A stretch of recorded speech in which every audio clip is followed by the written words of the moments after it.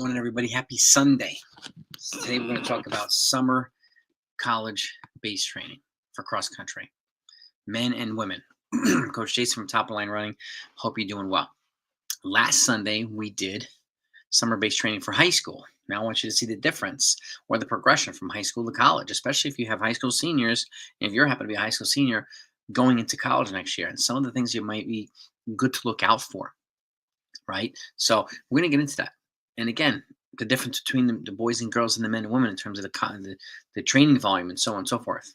Okay. And again, if you're a coach or an athlete and you somehow not subscribe to this channel, please hit that subscribe button right now. If you enjoy the content, please hit the like button as well. It's always helpful. And if you do subscribe, just make sure your notifications are turned on. That way you'll know exactly when we go live every week and you know exactly what we're going to be talking about. I'd love to have you join. And if anybody has questions along the way, put them in the comments here. Ask. I'm more than happy to answer your questions live time. And for those that need direct access to me, my email is blackbeltrunningcoach@gmail.com. Again, blackbeltrunningcoach@gmail.com. Okay. Now, let's get into this. Okay, since it's Sunday. Adaptation needs to happen in the first year. What do I mean by that? Well, if you're a high school senior going to college, you're going to be training for longer races, right? For the girls that are going to go to 5K, now you're going to go 5K to 6K. Longer workouts, okay? And the boys are going to be going from 5K to 8K and 10K. So the workouts are going to be longer. The races are going to be longer. There's going to be pretty much faster paces for everything. And what do I mean by that? Well, let's just say you're number one in your team and you're going to college, or you're probably going to be coming in with a bunch of number ones from other teams too. So you're going to be training with faster people, okay? So the paces of the runs are going to be a little bit faster. The pace of the workouts is going to be faster, and more likely than not, they're going to be specific. You'll have specific pace ranges that coaches will give you in college that they don't generally do in high school. There are exceptions, but it's a little bit more structured in college. So again, you're going to be running less races, so you're going to be running bigger training cycles. There's going to be none of this twice per week racing stuff in college, okay? Especially if you're running 8K, it doesn't happen. Okay, so you'll have time for bigger blocks of training, which is bigger training cycles. So you'll be able to adapt. You'll have more time to recover from your training as well as racing too. And then number 1 to number 6, 7. That's what I meant. If you happen to be number 1, you come into your new school, you might be the number 6 or 7 man, 6 or 7 woman. You don't even know. Okay, and the same thing applies to everybody else. So just something to keep in mind, and not, I encourage you to not let it get into your head. Okay. And because sometimes it does get into the head, but I encourage you to embrace the new environment, embrace your new teammates, embrace the fact that you're going to be training with faster people, and it's going to help you in turn get faster too. Okay. And the last thing here was going to make time management your best friend. What do I mean by that? Well, in college, you have to register for your class, so somebody will help you register classes. But this is not like a 9 to 3 consistent thing like it is in high school every day. Same class, same time every single day. We have to practice same time every single day, right? And you have advisors and teachers and so on and so forth. Generally in college, for the most part, you get your syllabus and you're expected to manage your time like an adult. They essentially throw you to the wolves, okay? So say, you got to be ready for this test. I'm not going to tell you. I'm not going to remind you. Some teachers will, but you have to be ready for a test when it comes, okay? And they'll tell you, yeah, your exam's in 2 weeks, and they won't say a thing again until exam time, until the class before it. So you've got to make time management your friend. How do you do it? Well, if you get homework, I encourage you to jump on it early. Get it done. That way it's not stressing you out later on. Last thing you want to do is be cramming the night before a hard workout or the night before a race. Okay? Be up all night doing, oh my God, I got to submit my paper and so on and so forth. This is where time management can really come in handy. You don't have regular reminders every single day from teachers because you generally have classes once per week or twice per week or 3 times per week, depending on the class. No 5 days per week. The same. Doesn't happen. Not in college. So manage your time effectively with your schedule. Okay. And if you get help, if somebody can help you register for your classes, I encourage you to do it. Now, training volume. Okay. This is just a basic template. Okay. The women, generally, if you get up to 40 miles per week in high school, then the progression here is 40 per week. 40 per week as a frosh, 50 per week as a soft, 50 per week as a frosh. 50 as a soft, 60 a week as a junior, and 70 as a senior. And there are some women that get higher. There's some women that go lower. There's an individualized component too, but this is just to give you a basic framework for it. If the boys get up to 50 a week in high school, then I encourage them to start at 50 a week as a freshman, then go to 60 as a sophomore, 70 as a junior, 80 as a senior. But again, there are distance runners, there are middle distance runners, so the volume is going to be appropriate to the athlete, okay? And the training group should be appropriate to the athlete. And this is where coaching with the eye is so important in college, okay? So, but this gives you a basic framework, okay? Now, build to your goal mileage through weeks 1 through 4. And we're going to get to that. Okay. I'm going to show you how I generally do it numbers wise and so on and so forth. But again, you can kind of do it any way you want. But building to the goal mileage, those first 4 weeks is what you want to do. Okay. Get to that 40, get to that 50, 60, or whatever, 70 or 80. And then once you get there, then you can kind of make adjustments from them. Then weeks 5 through 8, you add speed development. Okay. Whether it's uphill sprints one day, excuse me, and flat sprints another day. But speed development is an all year round thing. So the first 4 weeks you're recovering from a long year of racing and just doing mileage, getting to your goal mileage, which sets you up to take the next step in cross country base training, which is adding speed development. And this also assures that you're not running too much too soon. You're not doing too many workouts too soon. You're not leaving it all out there before cross country starts. I don't want you ready for October. I want you ready for November and later than that in cross country, when it counts the most. Okay. And the weeks 9 through 11, it should be 9 through 11, but you add tempo and threshold, VO2 max. Okay. It can even be weeks 9 to 12, but if you're going to test your athletes, you could test them in week 12 if you'd like. I'm going to give you another option later. We could test their fitness at a mile for either the women who are running 5K, 6K, or the middle distance runners who might be running cross country, or you test them at 3K for your distance runners, male distance runners. You might have a couple of females you want to test at 3K. That's okay too. It's up to you as a coach. Okay. You can test them at week 12. You can also test them later on. Now, here's a progression. Okay. As a freshman, you're building towards that 40, right? Okay. So it could be 25 week 1, 30 week 2, 35 week 3, 40 week 4. Just as a number. As a sophomore, okay, 35 week 1, 40 week 2, 45 week 3, 50 week 4. And that same thing applies for male freshmen there, right? 35, 40, 45, 50. Okay, and as a sophomore, for the males, 45 week 1, 50 week 2, 55 week 3, 60 week 4. This is how you can build towards your mileage. You don't have to start way down. If you're already at that point and you've taken a week off and you're taking an easy week, you can kind of build this way. If you're doing it the right way. Okay. And the volume is still relatively low, so you can go up by 5 per week. Now, junior and senior. Okay. I'm giving you 2 options. So if you want to do female and male, distance, and so on and so forth, you can do that. So for the females here, 30, 40, 50, 60. Weeks 1 through 4 for the women. For the males, 40, 50, 60, 70. Right? Weeks 1 through 4 as a junior. As a senior, 40, 50, 60, 70 for the women, and 50, 60, 70, 80 for the males, right? Just as a template. This just kind of gives you an idea, okay? But you can kind of maneuver it any way you like, okay? And again, you essentially can build this by running 7 days a week in the first 4 weeks. And then once you get there, then you can kind of modify it a little bit. And you can kind of add in an off day as you see fit, and so on and so forth. Okay, just a thought. Now, check this out. Weeks 1 through 4. Okay, see I have the categories here? 4 columns. Okay, the first column is week 1. Second column, week 2. Third column, week 3.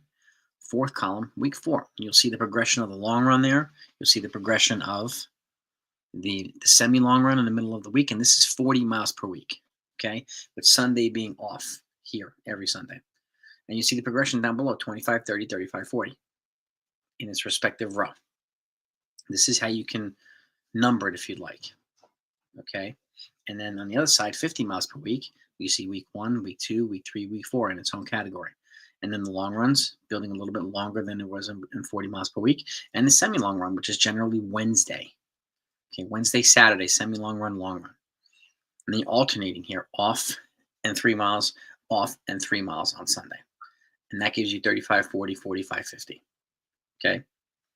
This is a layout. Now I'll have it laid out in a little bit, another slide, but this just gives you a number. So if you want to write things down, you can. If the math makes sense to you, you can utilize it. If it doesn't, you can modify it any way you see fit. But this gives you a template of what to do. And again, this is weeks 1 through 4. There's no speed, there's no workouts, none of this stuff. This is just building mileage. That's it. Okay. And the body can use 3 to 4 weeks to adapt to an increase in mileage every single week without adding intensity. That's the whole point of periodization, giving the body a chance to adapt, right? Now, let's go to 60 and 70 a week. You'll see again, column 1, 2, 3, and 4 for weeks 1, 2, 3, and 4. And you see the progression down below. It's a little bit different here. Went up by 6 miles, so 42, 48, 54, 60. Just to give you a little something else. Okay, with the long run being 12, which is 20% of the weekly volume on Saturday. And then the semi-long run, which is 10 in the 60-mile week. Semi-long run's 11 on a 70-mile week, and the long run is 14 on a 70-mile week as well, 20% of the weekly volume. Okay, and the mileage going 47, 55, 62, 70 in that one. Okay, you see the progression. And again, like I said, we're just adding volume here. That's it. But a little bit more per week without adding anything else. Now let's go to the 80-mile week. See the same thing here. The long run's going to be 16 on Saturday, 20% of the volume. The semi-long run's going to be 12 here. Okay, and again, this is just keeping you on your feet for an extended period of time. Building your aerobic foundation. This is the time to do it. This is the time to get the volume up to where you want it to go. And then once you're there, you can even phase in an off day every other weekend. And you can modify the volume. Okay? So if you're averaging 11 miles per day on a 7-day week, you average the same thing in a 6-day week. Okay, you don't need to run 80 miles in a week where you have a day off. That kind of defeats the purpose of the off day. But you can also alternate the off day in weeks 5 through 8 and 9 through 12 if you're adding some quality to it. Okay, so this is 80 per week in weeks 1 through 4. Now, give you an idea of what weeks 5 through 8 look like. And again, if anybody has any questions, put them in the comments. Okay, this is pretty straightforward, but I want to give you a template of what to expect here. So weeks 5 through 8, you'll see an easy run Monday. You can use the volume charts if you like. Then you do a steady run at a slightly faster pace on Tuesday. Then you add some hill sprints on the back end. Okay. Now you can start at, let's just say you start at 150 meters on the uphill sprints. You're going to do 5 of them. Jog down recovery, right? And then you do your semi-long run Wednesday, your steady run Thursday. And the semi-long run is essentially at an easy pace. Steady run on Thursday. And then you have an easy run again on Friday. And then you have flat sprints. So if you start at 150 meters on the uphill, you start at 200s on the flats. And you do the same 5 reps. Okay? Jog, equal recovery. And the hill sprints, you jog down and walk down, or a little bit of both. Okay? Same thing applies for flat sprints. But essentially, the flat sprints are going to be 50 meters longer than the uphill sprints times 5 reps. And each week you do it, you add 50 meters to each increment. So week 2, the hill sprints are going to go to 200. Okay? Week 2, the flat sprints are going to go to 250. Week 3, the hill sprints 250. And the flat sprint's 300. Weeks 4, the hill sprint's 300, and the flat sprint's 350. Same 5 reps. Okay, you can run them at, let's just say, 3K pace to faster on the flats. The hill sprints, you're going to run effort, but you're going to focus on pumping the arms, lifting the knees, and attacking. Okay, and the hill should be gradual, not super steep. Well, we got a comment here. Jesus Alvarado, what's happening? We would add weightlifting and or strides at the end of the run. Well, this is right here, weeks 5 through 8. There goes your hill sprints and your flat sprints. This is the speed development. This is, and you could, go from, strides to sprints if you like. So this is where I would do it, Jesus, right now, twice per week in weeks 5 through 8, and let this be the speed development. Weeks 1 through 4, I would not add them at all. I would just focus on building mileage. Okay. But this is where I would add them right now, Jesus. That's a good question, though. Right here, after one steady day, and after the hill sprints after the steady day, the flat sprints after the easy day. Okay, just to kind of keep in, you get 2 days of recovery in between each. Okay. Now back to this. Your long run is Saturday, and then you have an easy day or an off day, whichever the schedule dictates or whichever you choose for your athletes. Got another comment. All right. You're welcome, Jesus. You're welcome, man. I want to keep this as sensible and as easy to follow as possible. So this is weeks 5 through 8, right? And then weeks 9 through 12. Okay. Easy run Monday. You got your steady run again plus your hill sprints. You could repeat that same cycle too. You can go back to starting at 150 and going up to 300s again. Okay.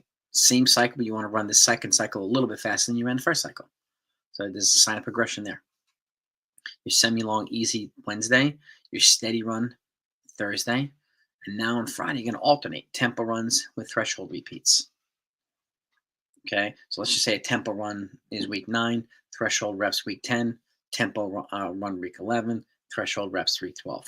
So now you have some quality to infuse into the training as well to complement your hill sprints and your sprint development. And you see on the back end of this, you have your flat sprints.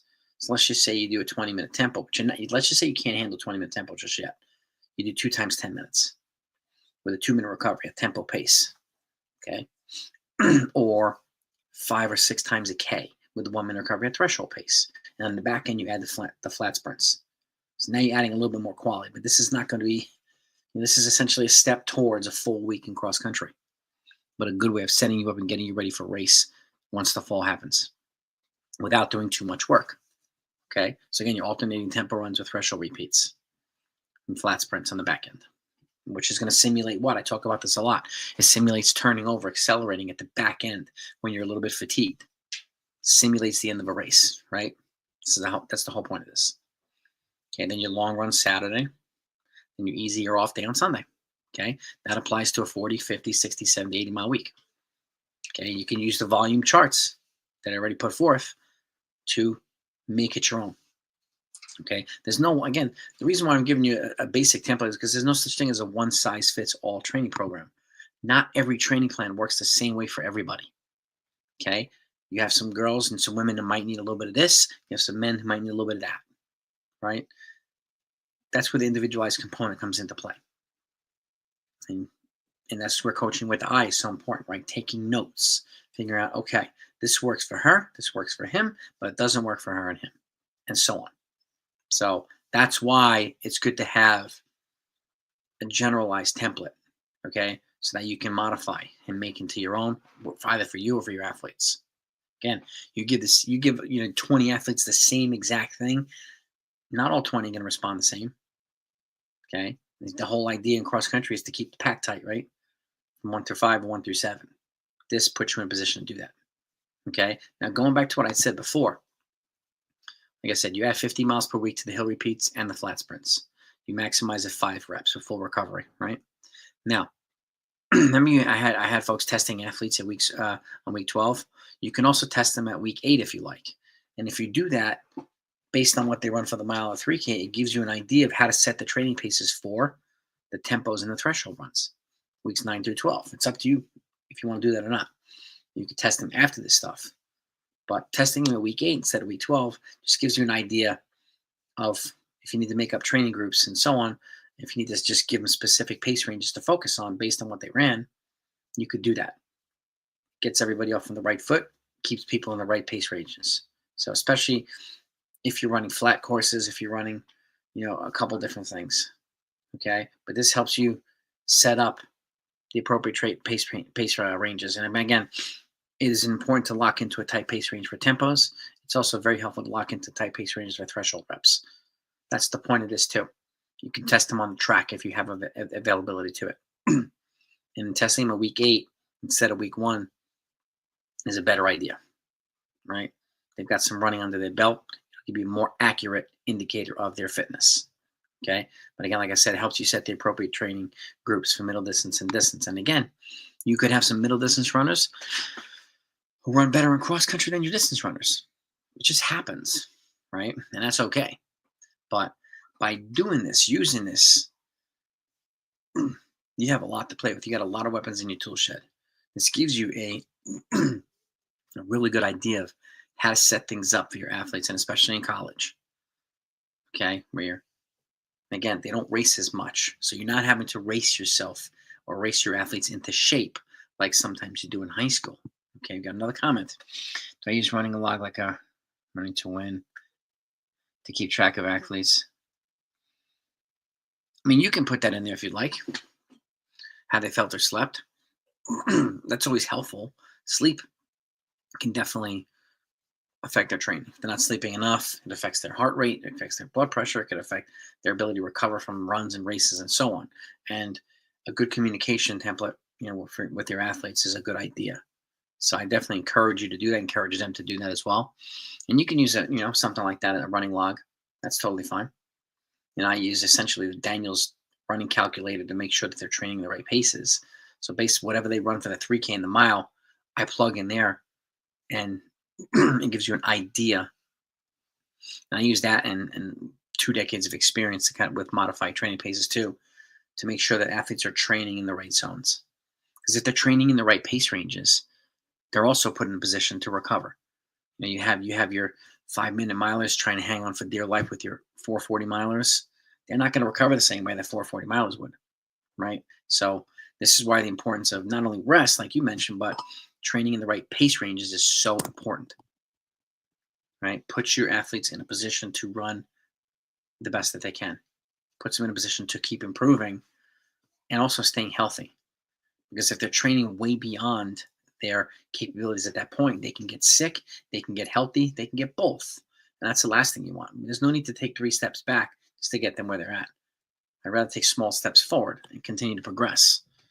And then before you know it, your number 7 athlete might be running like your number 4 one day. Number 6 might be running like your number 2. It just happens. And if you're doing the right things with your athletes on a consistent basis, they're much better positioned to achieve this type of stuff, right? Exceed expectations, defy expectations. Does that answer your question, Jesus? Does that make sense? If anybody else has any questions, feel free to ask. But so this is, and if anybody has any questions about the slides, please bring it right now before I wrap it up. But I wanted to go over this, and if you're a high school athlete or a coach, last Sunday, I did high school base training for cross country base training for high school, right? And you can see the progression from high school to college. But rule of thumb to me is if you average the same volume as a high school senior, as a college freshman, you're okay. And if you add a little bit, but I don't encourage folks to run around 40 and as a high school senior go 60 or 70 as a college freshman. That's a hard thing to adapt to. If you can maintain similar volume or slight increase and then get used to all the different things, the training, longer workouts, faster runs, faster paces, and so on, and longer races, that is a step in the right direction. Okay, and if you can essentially run for 5K what you did for 2 mile last year, it's a step in the right direction. You can run for 8K what you ran for 5K or close to it, step in the right direction. But I mean pace per mile, right? So, but again, don't expect to run that pace over a rolling course that you ran on a track. It's just that's an unreasonable request. So keep that in mind. As coaches, I encourage you to, set expectations realistically with your athletes, but let them have ownership of it. All right, let them hold each other accountable too. This is about the athletes, not the coaches. Okay, and this is where you can sign group leaders, group captains, and so on and so forth. That way, they can take ownership of their success.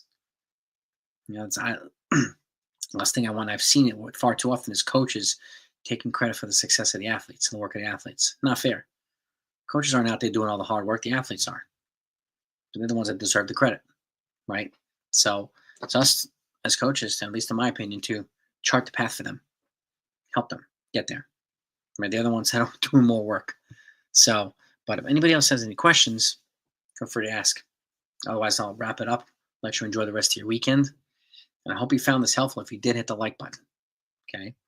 And next weekend, we're going to talk about should 400, 800 group run cross country, and when and why, and does it apply to high school and college? Because it's different, obviously. So that's going to be the next live stream. And then after that, should your 800, 1600, 815 runners in college run cross country, right? So should your middle distance runners run cross country? And again, if these folks don't run cross country, how do you test them in the fall? to make it easier for them to transition to track, to know that they're progressing in the right direction where you want them to progress, and to keep them interested and engaged in the training. Because it could be a dull several months of training from cross country when the cross country team's the only one getting the kind of the glory and the attention. How do you keep everybody else interested? Okay. So hope you found this helpful. Jesus, my pleasure. I'm glad. Great questions, by the way. So, and again, feel free to reach out to me, folks. blackbeltrunning@gmail.com is my email. Okay. And we can talk about any one of the videos on this channel. We have almost 600 now. Okay. I've been working on this channel for the last several years with content that I've learned over 2 decades coaching. Okay. As a former competitive athlete, I competed at a high level in high school, college, and post-college. And I coached at all three of those levels too. So I want you to have access to a coach who can maybe be helpful to you. Okay. That's the whole point of this channel. I want to continue doing that. So, and again, please make sure you subscribe. I'm on the road. I want to get to 10,000 subs this year if I can. We're knocking on the door of 6,000 right now. I want to help as many people as I can. So if you know other athletes and coaches who you think might benefit from, please share this channel with them. Ask them to subscribe. And I thank you for it. So have a great weekend, everybody. Jesus, thanks for your questions. Talk to you next time.